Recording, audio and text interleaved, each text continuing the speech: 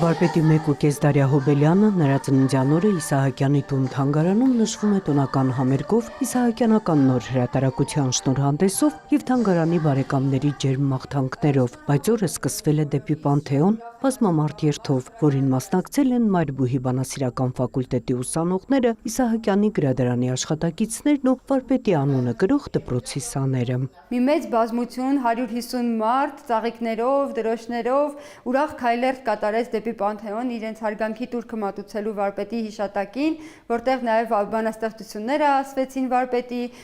երգի պրեմիերաներ տեղի ունեցան, Բինգյոլը երգի նոր գործիքավորման պրեմիերան տեղի ունեցավ։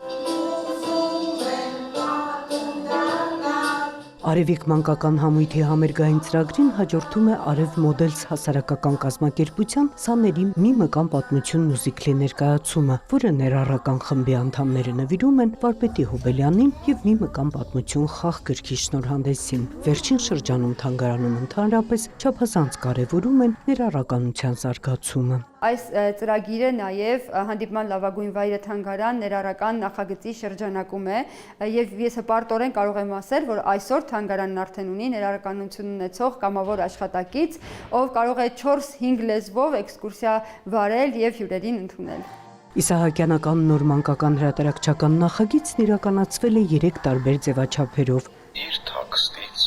մթին ուղոր Առաջինը խոսող գիրքն է, որ հնչեցնում է վարպետի տեքստերը, երկրորդը փազլ խճանկարով ձևավորված տարբերակն է և երրորդը ջրաներկով գունավորվող նկարազարդ գրքույկը։ Հեղինակային թիմն արել է ամենը, որ փոքրիկ ընթերցողները կտրվեն վիրտուալ աշխարհից և վայելեն ընթերցանության հաճույքը։ Քանի որ հիմա երեխաներին ավելի շատ գրավում է 3D նկարչությունը, փորձել ենք, որ 3D-ով նկարված լինի ավելի շատ, քան թե 2D, որ նախկինում արվում էր,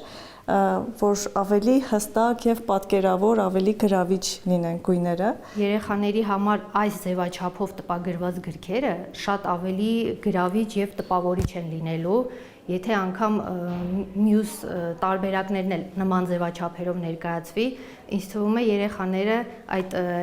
վիրտուալ տարբերակից մի փոքր կկտրվեն։ Իսկ վարպետի տարեդարձը նշանավորվեց նաև հոբելյանական նվերով։ Դեռ պոետիկ կենդանության օրոք վրձնի հայ մեծերը հաճախ տարեդարձի առիթով նրա դիմանկարն էին նվիրում։ Եվ այսօր գեղեցիկ ավանդույթը շարունակեց նաև գեղանկարիչ Արա Հովսեփյանը, թանգարանին նվիրելով Իսահակյանի իր հեղինակած դիմանկարը։